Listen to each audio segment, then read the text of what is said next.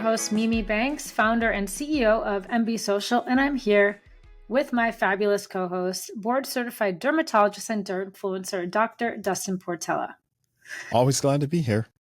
We talked on a previous episode about preparing for conferences, how to make the right appearance when you're there, trying to form those relationships initially, taking your business cards, having a QR code people can scan. But once you've made that initial impression, if you don't follow up, probably nothing's going to happen.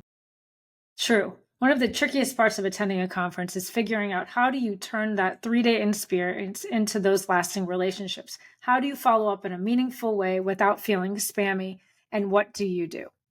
If you made connections, how do you make them lasting? So there's multiple different ways that you could follow up. So we can talk about the mediums first. If you got contact information from somebody, certainly dropping them an email is going to be the best way to do that. When you start out though, when people are at conferences, let's say you get home immediately, or it's a weekend, whatever it is, maybe you left the conference a day early. Don't send the email right when you're done, or the day that you meet them, or the day after you meet them, because you're going to get bounced back from their inbox. I'm sorry, I'm out of office right now. Totally. And then that's going to get buried at the bottom of their inbox when they get back to work the next week. And then they've got to sift through 100 other emails before they'll even potentially get to yours. So you do, I think, have to be strategic on the timing of when you get that back. When you're talking with people, I like to see, how long they're going to be in town for.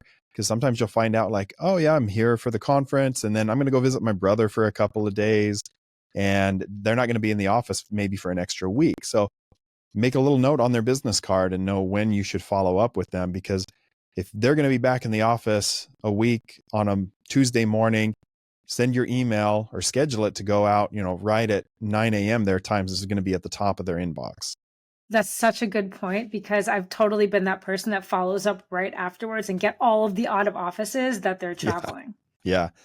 If you got a cell phone number, I think it's reasonable to send a text message. You don't want to be like the annoying person after a first date that sends 20 text messages though.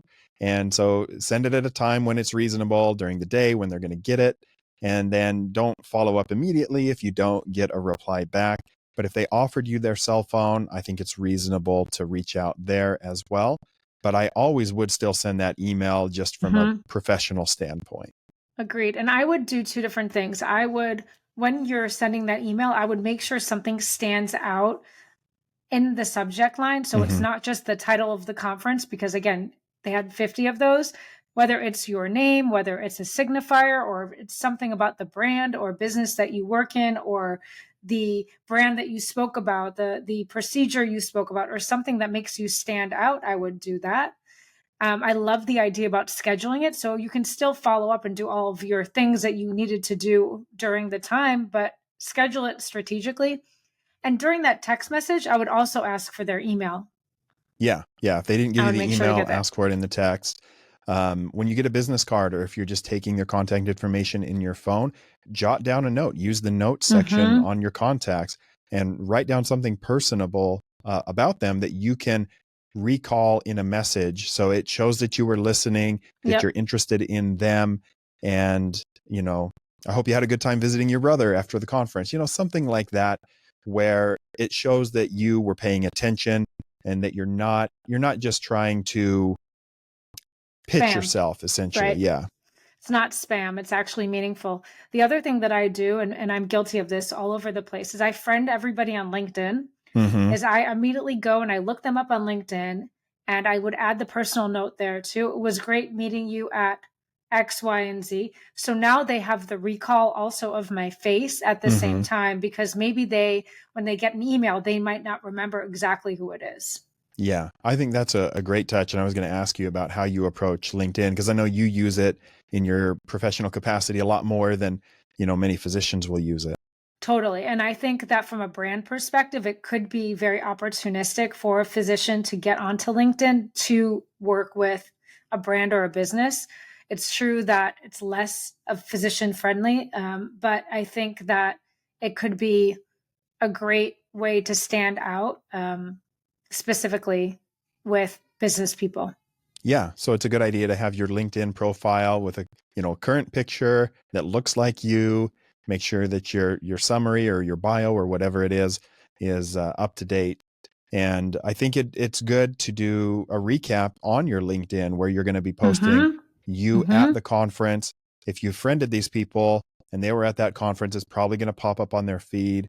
And one thing I've also done is if I connect with somebody at a conference and I connect with them on LinkedIn, I will also go to their company profile and see who else works for that company and then connect with them. Because if you want to meet somebody, they weren't at the conference, but they see that you're connected with 2 or 3 of their colleagues, they're more likely to connect with you on LinkedIn. That's smart. I like that one.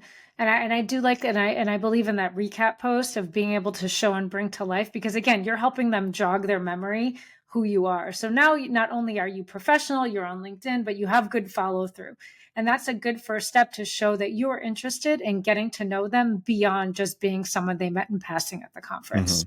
Yeah, or beyond just somebody that wants to get a deal with their company or become a consultant or a speaker or something like that. True. And in that email, I would convey why you reached out, what you hope to get from them, or just as Dustin said, recalling something from the conversation, personal, but also keep it professional of why you're interested in their brand, product, or service. Mm-hmm. Yep. Then, if you don't hear from them, What do you do if you don't hear from them? What's a good amount of time to consider following hmm, up? I usually wait a week in those situations just to kind of check in, make sure that they got it. I know your inbox must be full, but you have to kind of have an objective there of like, why are you emailing then because you wanted to set up a call? Are you emailing to talk about that thing that you discussed? Or are you just emailing them to get the response? And that's where you really have to be strategic in what you're saying and how you say it.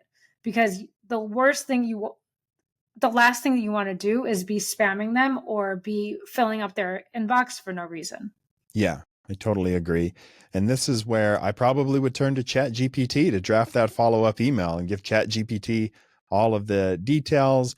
I might include the text I sent first, the details about the conversation, and ask it, help me draft an email. And then I'll tweak that Really? to be more in my words. Oh, definitely. You Yeah, can it'll do that. draft. You can say, here's a text, help me follow up without being spammy. Yeah, absolutely. I didn't know that. I love ChatGPT. I'm learning so much. I really haven't used it for these kinds of things. I mean, I typically have a follow up rule when it's for business, it's 3 times, but at a certain time of here, I would just stop.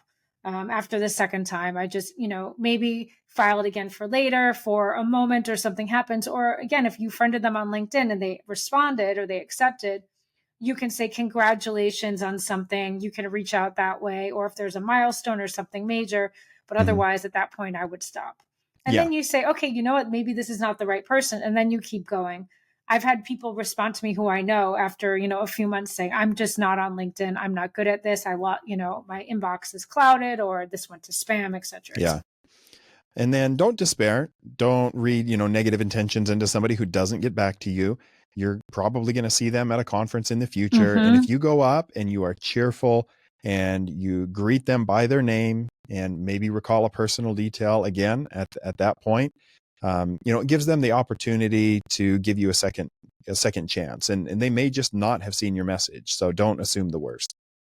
And the other thing a friend of mine once told me is, let's say you are at that conference and someone comes up to you and you don't remember them, but someone has really a distinct memory of you. You can always say, good to see you. So it's not nice to meet you. Even when you're meeting someone or re-meeting them, you can always say good to see you, nice to see you. It's a great way to acknowledge a person. Even if you're just meeting them, you can say nice to see you. I always thought that was a nice tip that my friend gave me. Yeah, I like that. Yeah. So now let's say they respond to you. What do you do? So we know if they don't respond, you know when to stop, but they respond. How do you continue the conversation in a way that's conveying what you want? So typically on one of those emails, there's going to be an ask. You may be asking to set up a call and they'll reply that, yeah, that'd be great. Then you need to be able to propose times, or include in that, do you have a secretary or somebody I can work with to get on your calendar? Or they may be asking you that, and you need to provide a reasonable amount of availability to get on the phone with them. If they're a busy executive or marketing professional from a company, you may have to twist your schedule a little bit to work around them. But usually in your email or in their email, there's going to be an ask, in my opinion, to get something set up, whether that's a call, whether that is connecting you with somebody else in their organization. So make a pretty strong effort to make that next step happen. And sometimes with scheduling, they'll say, okay, can you follow up in 2 months? So make a note on your calendar, schedule something for later to say that you're following up and to show that you're actually really interested and still there to make that happen. On the other side, when the call does happen, make sure you're prepared. You've done your research. You know who you're talking to. You know the projects they're working on. You know any innovations. You know launches. You know key players. Mm-hmm. Yeah. This reminds me of when I was applying for fellowship. Every time I got an interview opportunity with a program director, I went and found all the research that they had published, and I would read it. I would get to know what they're interested in.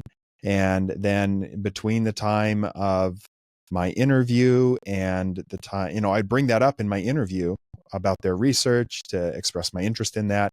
And I might follow up on that after the interview, or if they have a new publication that would come out, I would make sure to drop a note about how I enjoyed their latest publication. So those are just little things that show you're doing your homework, you're putting in extra effort, that you're the type of person their company wants to work with, and you're going to make their job easier. You're going to make them look better. And you never know, you might get a new friend out of it. Absolutely. Yeah. And that's something that I really value from many of the people that I've had the opportunity to work with at some of the larger skincare brands, is because I've developed these long-term relationships. It was not a surprise to me to wake up and get a text on Christmas morning from somebody at L'Oreal, wishing me and my family a Merry Christmas. And, that was just a nice personal touch, but it's because they've become a friend. We've got a relationship, and, you can reciprocate that to them. So yeah, fun things can happen from it. Yeah, I agree. I would say one of my old clients texted me during the fires, just checking on you, making sure you're okay, because we had gotten along and gone past like the business relationship to really appreciate each other, because we had nurtured that relationship so well and for so long. So there's an art and a science, but it's knowing how to navigate, knowing when to follow up to see if something can happen. Something doesn't always happen, but it very well could. Yeah. And that person, if they become a friend, maybe there's not the opportunity to do something with their company, but if they take a new position, they'll remember you, and maybe their new position will create that opportunity. And skincare, using our example, is a small world, and people rotate companies. And I know that because I've developed a relationship at one organization, they moved and it created a whole new opportunity with another company. That's true. And speaking of skincare, I worked with somebody at L'Oreal, and she was the head of a skincare brand, and we always kept in touch. She actually gave my name to her best friend from college who works at a tech company. And so we did social and worked with this tech company because of her. And so it's really all relationship driven. And I think that there's really a power in connecting, and just how you do it. Yeah, these are not great mysteries. They're the same types of, relationship type behaviors you would use in any professional situation where you're trying to grow and create success. It needs to be a mutually beneficial relationship. And I think that these conferences are such prime opportunities. It can be really overwhelming. I know I really come back with a stack of business cards, and you're trying to decompress, but trying to be on top of it at the same time. I know now I'm going to wait. I think I was overly eager and followed up. And honestly, sometimes nothing comes of it. And then sometimes a year later, someone's like, oh, hey, I met you at that conference, and it just wasn't relevant at the time. And now they're following up.